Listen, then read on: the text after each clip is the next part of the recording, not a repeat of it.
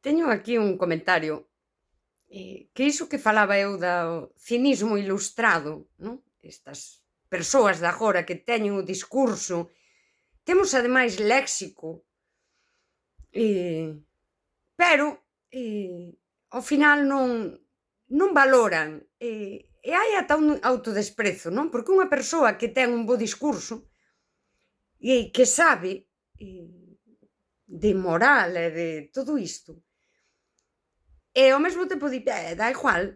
E, en certo modo, aí está esa necrofilia de Eric Fromm, non? Hai como unha autodestrucción. Mira cantas cousas sei, pero dá igual.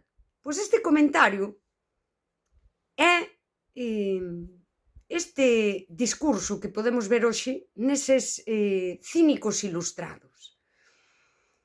Cando eu falo de bondade, de eu merezo ser boa e esfórzome en ser boa e así.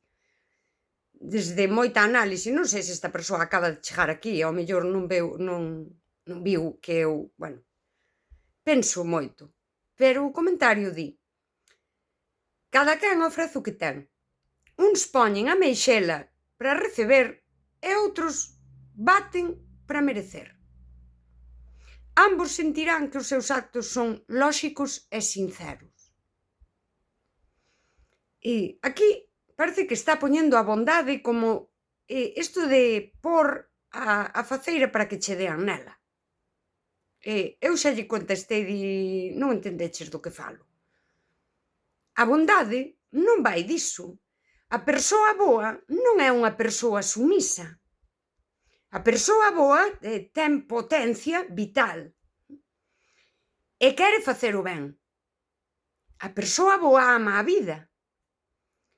As persoas que aman a vida non evitan o conflito. Poñen límites, porque só poñendo límites, as persoas de arredor de nós poden mellorar e medrar. Iso é amor á vida. A sumisión e ese pór a outra meixela non é bondade. Porque a persoa que fixese iso e xa perde a súa dignidade, que tamén podemos falar dela desde a filosofía. Logo, o primeiro que non é bondadosa consigo mesma. Poñer a outra meixela non é, nun vínculo, non é axudar a outra persoa a medrar. É facilitarlle que siga sendo o que é, que non poida ser mellor. Así que iso xa non sería bondade. E outros baten para merecer. Bateránlle á xente para o que lles dé a gana. Se algunha vez deches cunha persoa bondadosa e bateches nela, saberás, ou deberías saber, que esa persoa non xa vai devolver. A persoa bondadosa é soberana e ten dignidade e sabe que atacar a dignidade doutra persoa, aínda cando esa persoa te tratou mal, é tamén perder a túa dignidade. Por iso, ser boa é difícil. Porque a ti, o teu ser humano máis básico, máis primario, pois claro, quer ir ali e darlle unha hostia nas ventas. Chamarlle mamalón é de todo. Eso é o ser humano básico. Pero a persoa bondadosa, que xa tomou conciencia de si, preserva a súa dignidade.